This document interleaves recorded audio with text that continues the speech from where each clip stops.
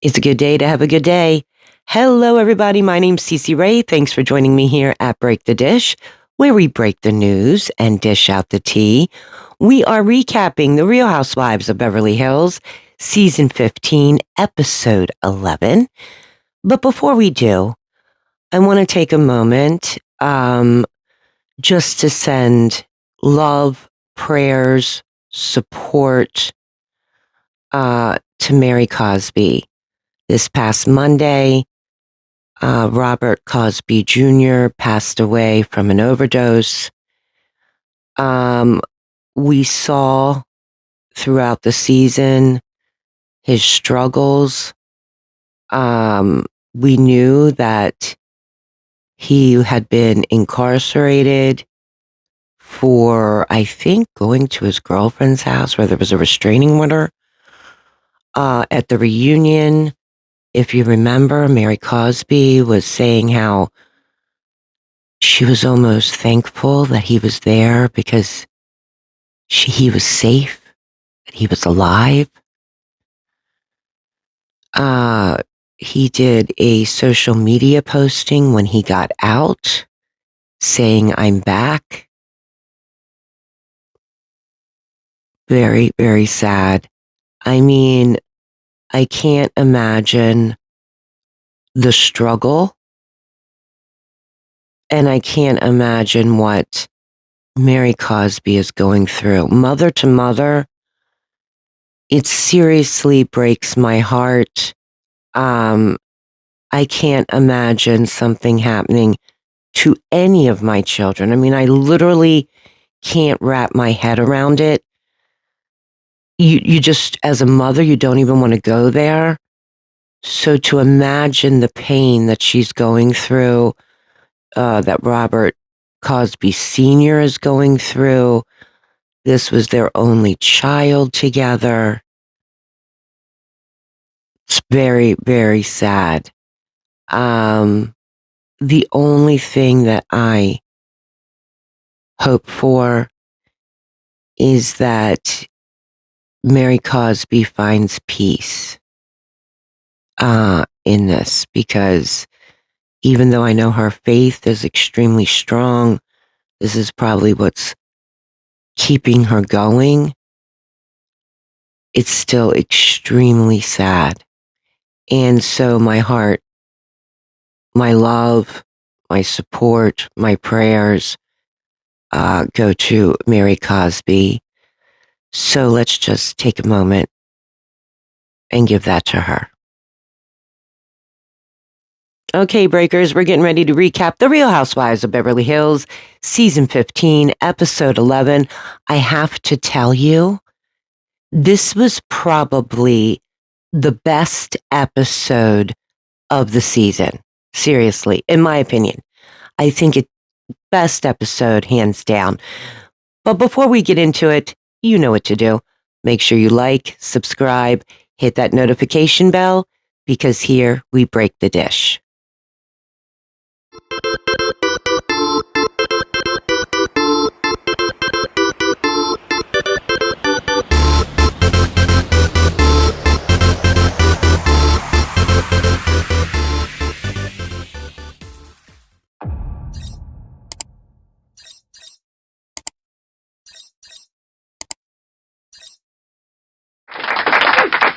We are recapping The Real Housewives of Beverly Hills, Season 15, Episode 11. And boy, oh boy, we are picking it up right where we left off. So we are now in the Hamptons. You know, every time I see them in the Hamptons, especially this trip, I really want to go. I mean, it really don't you feel the urge to go to the Hamptons after watching this? Dorit and Kyle and Rachel are still in the Hamptons. They're staying at Rachel Zoe's friend's house, which is just beautiful, of course. Dorit is on the computer. She's saying hi to the kids. And in her confessional, she's saying, right now the children are with PK. She has to always make it seem like everything is great for the children, you know. While they're in the Hamptons, the ladies decide, you know what? We need a little retail therapy. So they decide to go shopping. Oh my gosh, this store that they are shopping in, love, love, love. That's all I can say. The fashion in this store, it might not be for everyone, but I absolutely loved it. And Rachel Zoe is helping Dorit, put some outfits together. Kyle seems bored because it's not surrounding around her. So she says, I'll be at the jewelry store next door when you guys are finished. Come find me. Dorit in her confessional says, look, I'm not buying quite as much as I used to, but I can still treat myself. Maybe a fair amount of time, but responsibly is what she says. So now Rachel Zoe goes over to the jewelry store with Kyle while Dorit's, finishing up in the store. And Rachel says to Kyle, oh my gosh, Dorit has bought half the store.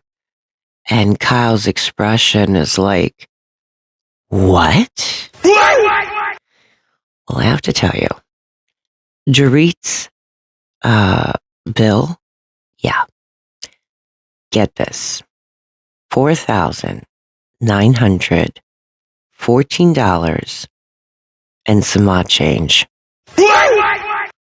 Almost $5,000 she spent at this store.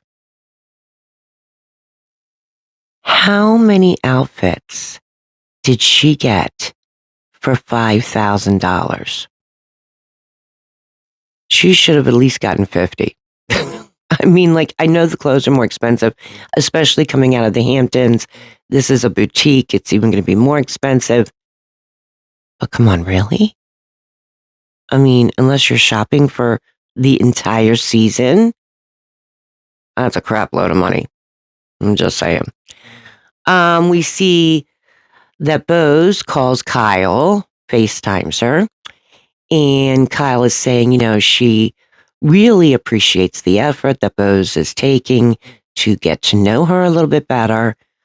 And then, sure enough, though, Kyle starts stirring the pot because you know what?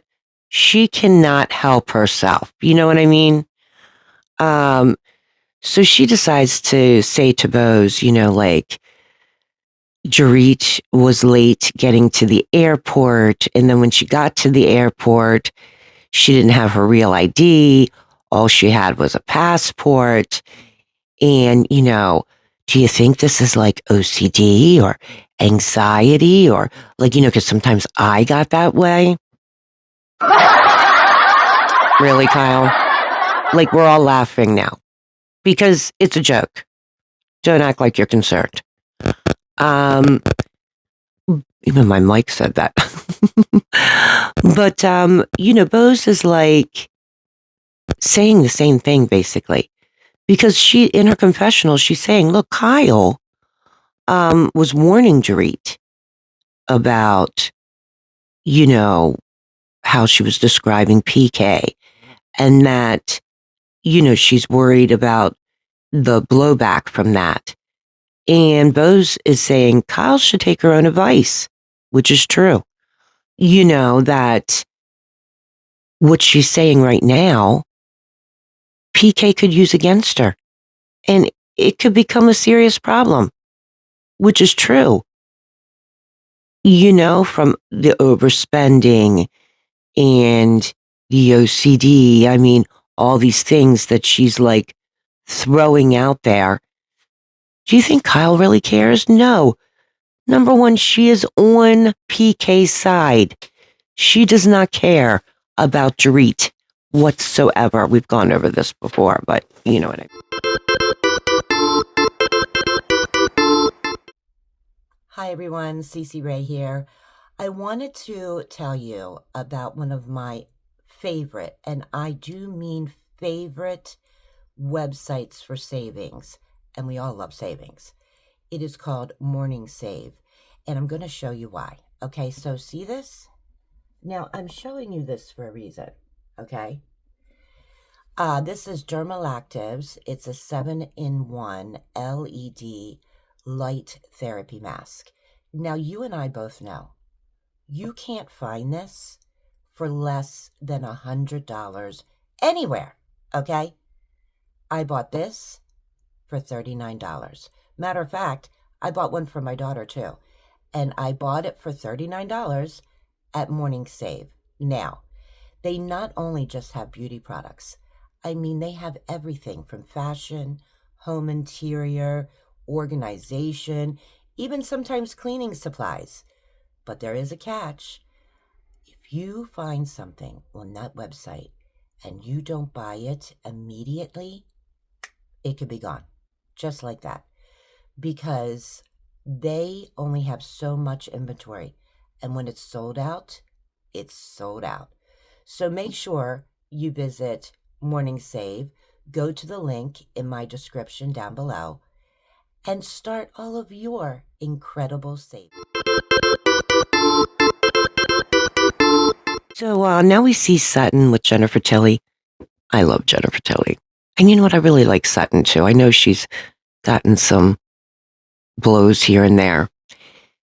But this was quite interesting and quite telling. So they're sitting down to have lunch. And oh, by the way, did you see that kitty cat purse that Jennifer Tilly was carrying? It looks vintage. I'm assuming it is. I don't know whose kitty cat purse that is, but I'm sure it cost a fortune. But she sits it on the table like it's real or something. I mean, take a look at that kitty cat purse if you missed it. But Jennifer Tilly is saying how the Sutton that she used to know, when she first met her and everything, she was chic, cultured. She had this handsome husband. And as time went on, Tilly could see cracks in the marriage forming. And in this conversation at lunch, Sutton is telling Jennifer that, she became very emotional and overwhelmed with the conversation that she had with her daughter, Porter, remember, about, her ex-husband, Christian, asking the Catholic Church for their marriage to be annulled. And where does that leave Sutton? That she, even though is going to have to go back to Sutton Brown and drop Sutton Strack, that does not make her any less of a mother to her children, And then Jennifer Tilly decides to explain that Christian is asking for an annulment because he wants to marry his girlfriend. Well, his girlfriend happens to be a close friend of Sutton's. Matter of fact, they were so close, both families, that they were raising their boys together. This makes it, as Jennifer Tilly says, an extra layer of betrayal. It really does. And I have to tell you, when you sit back now and know what the whole situation is, it makes a lot of sense of the evolution of Sutton from the first time we met her on our screens to now. From a lot of those insecurities, and now she's being vulnerable. It makes total sense. And Sutton explains that the two of them didn't tell her. Oh no. The one that finally told her what was going on was her son. I would lose my mind. And Jennifer Tilly in her confessional, she was like, if this had happened to her, she would be raging. I would too. I mean, and when you think back of, I think it was last season, where in one of Sutton's confessionals, she said, I thought, or no, maybe it was this season. She said, I thought I could always get Christian back. But she couldn't because he had already moved on. I think the real betrayal is the fact that not only did you hook up with her best friend, didn't tell her this is, an issue, but this is why you want your marriage erased from the Catholic Church. Because when it's annulled, it never existed. So all that time, all those years, they've known each other since they were 13 years old. 13 years old. All that history, this man wants to erase to appease his soon-to-be probably wife, that was Sutton's best friend. That is crazy. So then we come to Erica. She's at her house. Her therapist is coming over. Now remember the last episode when Erica was sitting at lunch with Sutton and Denise Richards. We found out that, Erica had been assaulted. And this was not before Tom Girardi. This happened recently. Okay. So Erica's talking to her therapist and she's telling the therapist, number one, that she has an upcoming trial. It is through the bankruptcy. She's being sued by the trustee for $25 million. Well, it's about time we talk about it, right? She also has a $10 million tax bill leaning over her head. And that doesn't include the other, get this, the other, people that are suing her. I mean, imagine the pressure sitting over top of her head. It's like a heavy cloud that won't go away. It's a lot. I mean, it's a lot. So Erica's talking to her therapist about this.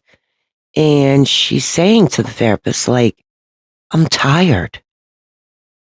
I believe she is tired. This has been going on for years. I do believe she's tired. But the therapist says to Erica Jane, Erica, you're in this beautiful environment. You are in a safe home. You have a new relationship. Things are going good. I have to tell you, that kind of bugged me a little bit. Because I was thinking, what happens to all the victims that are watching this? Are they in a beautiful home? Are they in a safe home?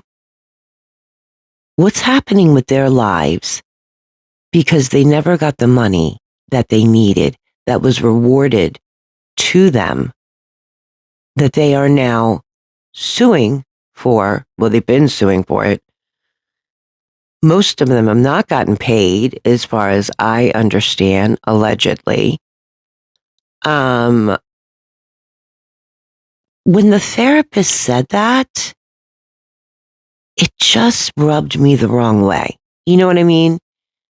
I'm not saying she meant it in that context that I'm talking about, but, because she was just reminding Erica, like, look, yeah, this is huge, but let's try to look at the other side that you do have good things going on. But it just kind of rubbed me the wrong way. Because if I was a victim and I'm watching Real Housewives of Beverly Hills and I hear this therapist saying, Erica, you're in a beautiful environment. You're in a safe home. You started a new relationship. Oh, that would bug me. When maybe I'm scraping the barrel, can't make ends meet, maybe, lost a home. Like, who knows? Because these people really needed that money. I'm not saying it's Erica's fault, but it just kind of rubbed me the wrong way. You know what I mean? That's just me though. What can I say? But so they're talking about this, and Erica then says to her therapist that she met up with Denise, and Denise's husband had hit her, and she felt as though it was the right time to talk about what happened last year, when she was obviously assaulted. Erica goes on to explain the shame that you hold with this, from being hit, choked, kicked. And Denise didn't want to call the police. Erica didn't want to call the police either. And the worst part about it is her son is a cop. And she had to make that phone call to her son so that he knew before he found out from somebody else. The therapist says to Erica, what happened to you? You are lucky. You survived. You've been carrying the shame for like a year, and speaking about it is the first step. Apparently when Erica first told her therapist about it, she kind of blew it off, like almost like it happened to somebody else. This is the most real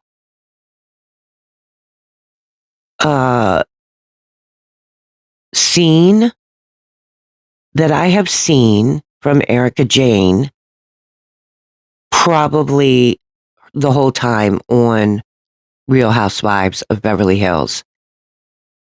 I believe it's true. It also really opens your eyes. Think about it. Here is this woman, mid-50s. When you get to your mid-50s, you're not some young chick. You know what you like, know what you don't like. I mean, Erica's very strong-minded. It just opens your eyes and shows you that this actually can happen to anyone. And I really think through this storyline of hers, she's going to be helping so many people. And I admire that about her. I really do. She's explaining how, she feels lost when she's crushed like this. She's so sick of hearing people say, oh, something good's going to come out of this, And she's like, when is the good going to happen, The therapist says to Erica, imagine a mold in time. Your bills are paid. There's no major stressors. you got to the other side. But that's not here. That's not life, you know? And she says, this is life. Things get messy. You have your ups and your downs. And instead of fighting it, you need to embrace it. That really resonated with me because I don't know about you, but for one, I always believe in Murphy's Law. I mean, just not one thing's going to happen. If that one thing starts, I guarantee you 3 more things are following. Boom, boom, boom. It is just like that. And I don't embrace it. I fight it, which probably makes it worse. You know what I mean? And it really made me think, wow, maybe I would handle the issues differently, see the issues differently if I embraced it instead of fought it. You know what I mean? What do you like? You know what? Like, think about it. Think about that in your own life. I thought that was really good advice. We are back in the Hamptons, and Rachel Zoe, her family apparently loves wine, so she is having a dinner with wine at her friend's house. Let me tell you, I love the fact that her family loves wine. We had, I believe, don't quote me, it was Woodford Estates. That was the vineyard. Really, girl? Now, I know you didn't pay for these people to come out. They got a good shot of the bottle, a good shot of all the wine being poured and all the different ones that they had. There's nothing wrong with the collaboration. I mean, this is how content creators like myself make a living. But come on, girl. Like, really? Like, you couldn't have just paid for somebody to come over. Anyway, it was nice to see her family.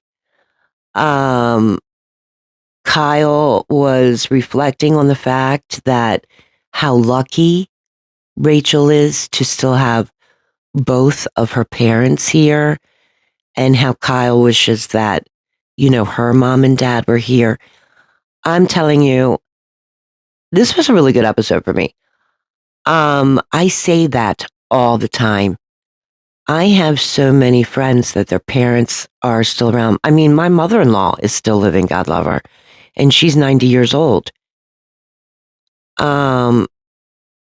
It is amazing to me because I lost my mom almost 25 years ago.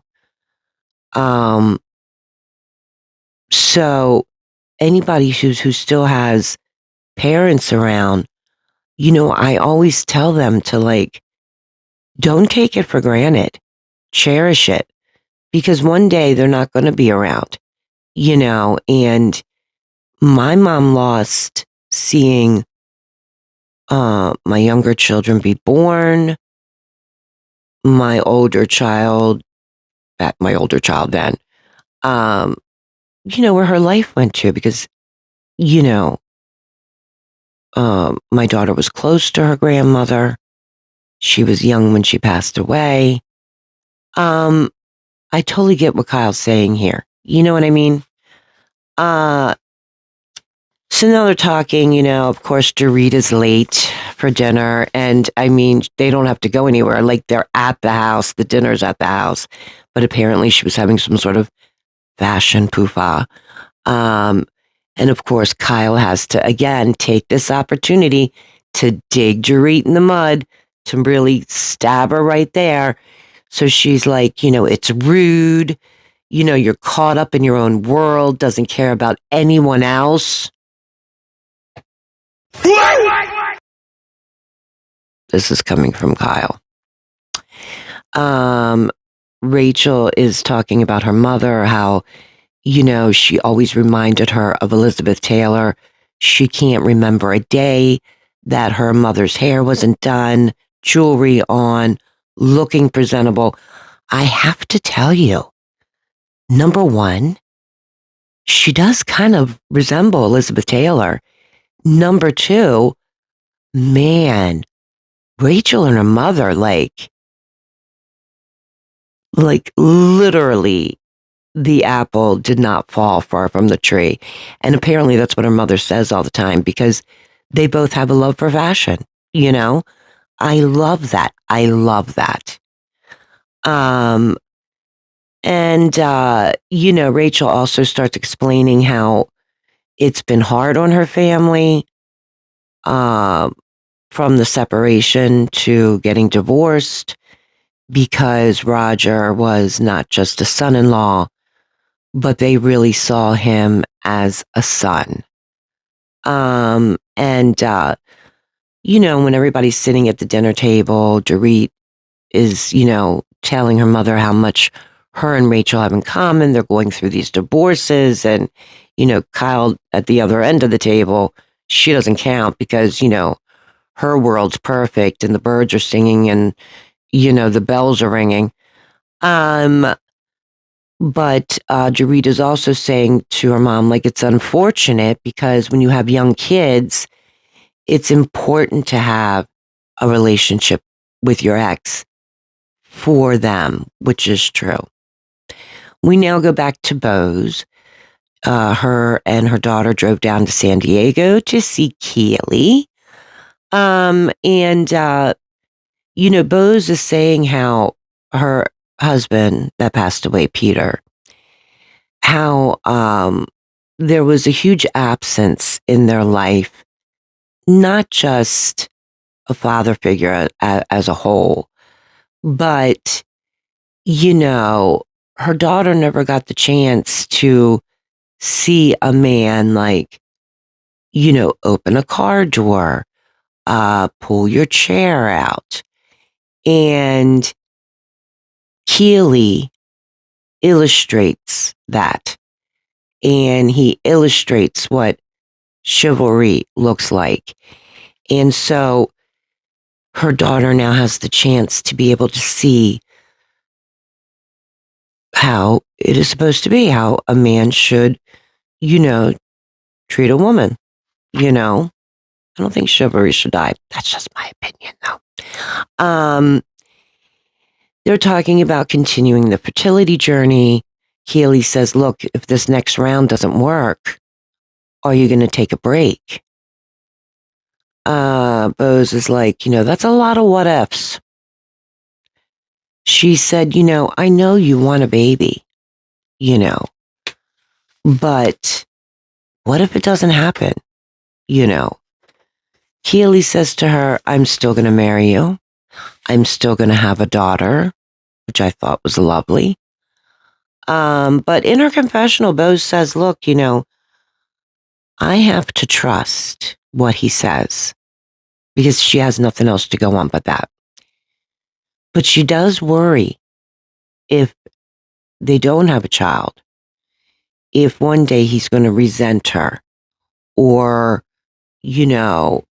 feel the need to make it happen no matter what, And Keely says his biggest fear is what if he lost his source of income?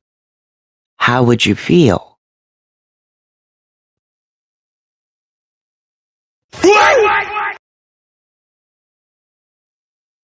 Did he just say that? I have to tell you, that's a huge red flag to me. I mean, because we know that Bose is worth a lot of money. I don't know what he does for a living. But that's a red flag. I'm just saying. And Bose says, he provides more in the relationship than just financial security. Girl, he doesn't provide any financial security. You both are living separately at the moment for the most part. You're the one with all the financial security. That was just such a, this is my fear. Red flag. Just went up. Hello. Somebody send a smoke signal to Bose, please. So now we're back at the Hamptons. They're getting ready to go out. I mean, they're having their hot girl summer. Maybe we should give them a little music here. Okay. I digress. So Rachel says to Dorit, you need to meet a boy tonight, And Kyle decides to tell this story about how one time she was on this plane. She was talking to this guy. And next minute she knows he writes a note on a cocktail napkin and hands it to her. And it said, instead of being with your family, why don't you stay with me and take a shower? It's creepy. Rachel Zoe said that too. She said, creepy. She goes, but a little hot. Yeah, I don't find that hot. I would find that creepy. I have to tell you, hot? No. But it's it is kind of interesting, these girls out and about. And so far they've been having a good time. I mean, they really have. So they sit down at dinner and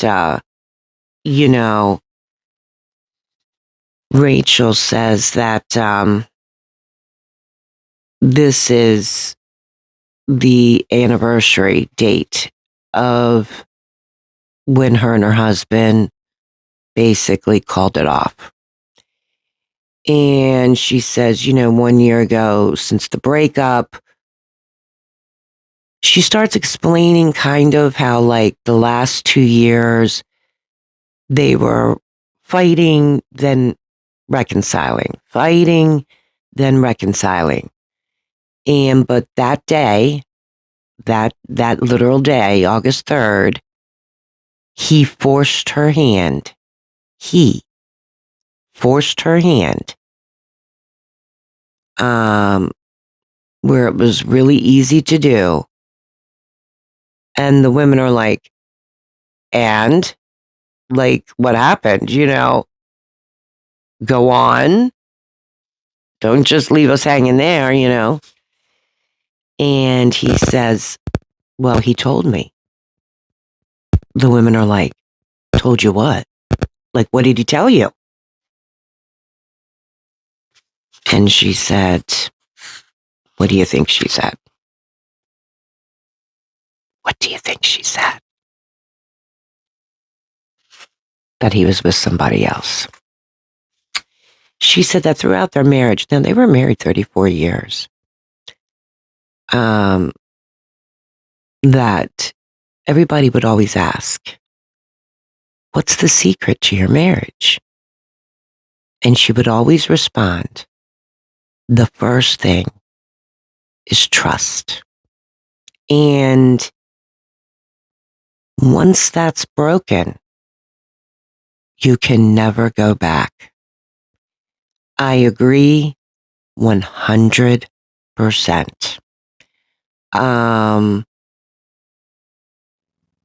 She felt like he told her this almost to hurt her, or to turn around and say, do you still give a crap? Because when they were together, he was never a jealous person. He would always joke with people and say, if you can get her, you can have her. Which worked. She said she never cheated. And even, they had dated 4 years before they got engaged. And uh, one day in these 4 years, she was doing a shoot with this like really hot male model. And one thing led to another, and they wound up making out. And she felt so guilty because she's such a loyal person. And so she went right to Rodger and she told him. And the next day, he proposed to her in the Hamptons. Crazy, right? And of course, Kyle, who can't help herself in her confessional, is like, what kind of marriage are you setting yourself up for? So you cheat, confess, and then you get a big diamond for it? Setting the precedents a little, aren't we? Oh boy. Dorit is like, how did he deal with that? And he was so secure. But she said the last 6 years, he started turning into a different person. She has mentioned that before. It's just sad. I mean, a 34-year marriage gone. And she finds out, well, why they weren't really getting along those last 2 years is because allegedly, I'm putting allegedly on this, he was with somebody else. And that's where the episode ended, my breakers. If you were going to rate this episode, what would you rate it at? I have to tell you, I would rate it as a 9. I really would. I think this is one of the best episodes that they have had in a very long time. Number one, when it comes to Sutton Strack, to find out that why he's asking her ex-husband, Christian, why he's asking for an annulment from the Catholic Church, which he was granted, so that that marriage now no longer existed. It's like wiped off, never happened, is probably to appease his soon-to-be wife, who was Sutton's close friend. Number one, that's just crazy. Number two, it really makes you now kind of understand what Sutton has been going through these last couple years, because she did have a lot of insecurities, the way she reacted to things. This year, she's trying to focus on herself, her mental health. Wow. So, Sutton, don't worry about using the last name Strack. Be proud that you gave birth to these children who are Stracks. And you know what I'm saying? And go back to Sutton Brown. You deserve it, girl. I'm just saying. Then we have Erica Jane. Erica finally talking about her lawsuits. She's only talking about one. She's not talking about all of them. But she's talking about one, which is the $25 million one, which had been, she's on the last, like, Ronald Richards posted it in social media. So I guess her team asked for to be held later. I forget what the word is. And Ronald Richards, I think that's his name, was saying like, this is the last time her team can do this. So, it's this spring, it's coming. Like, there's no other choice. She has to go to trial. Erica Jane, this is the first time that she has, number one, spoken about her lawsuits. Well, lawsuit. She's not speaking about all of them. This one's the $25 million, baby. We find out she has a $10 million tax bill hanging over her head from her lovely husband, which again makes me question, why haven't you divorced this man? I mean, she could have done it right away before anything came out of his mental health state or, before he was charged with anything. Why didn't you just file right then and there? Go for it. It just makes me think, and I could be wrong, but it just makes me think that she's hanging on and hanging on to it because there's going to be a payday, and that's called a life insurance policy, if not more than one. That's just my opinion. I could be wrong. It's just what I'm saying. I loved seeing the side, though, of Erica Jane being vulnerable, being open, talking about things.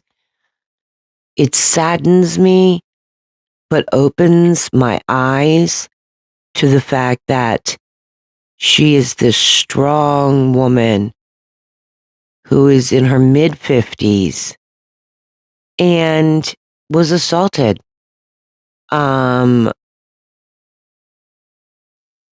And has been carrying it with shame, which she should not have.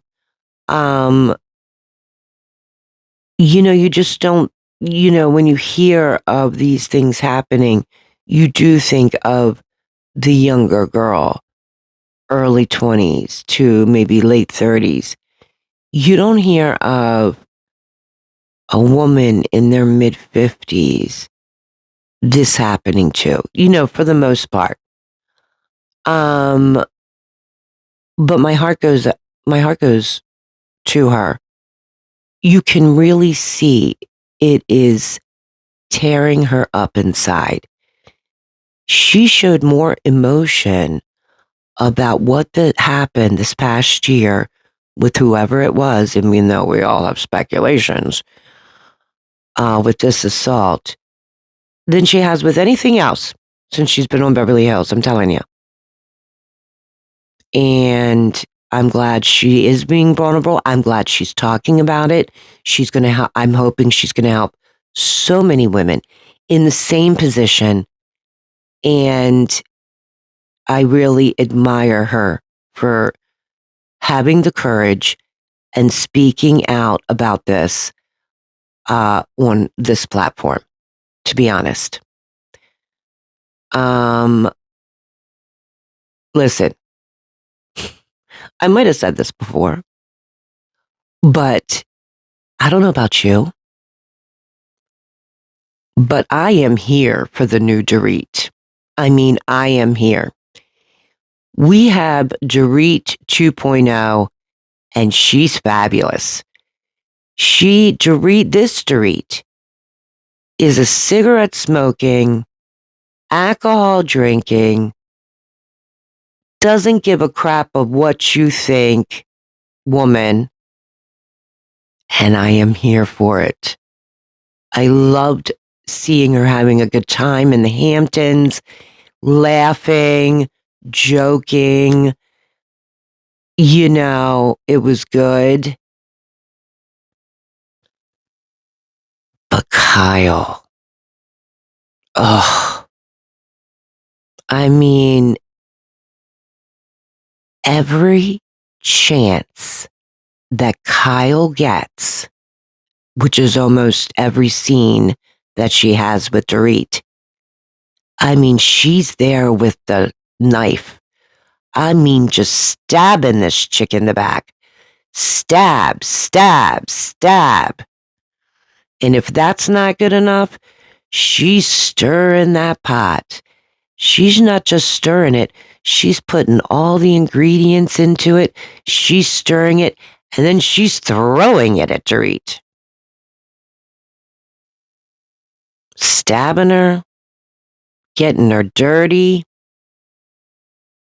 Man, this chick is no friend to anyone.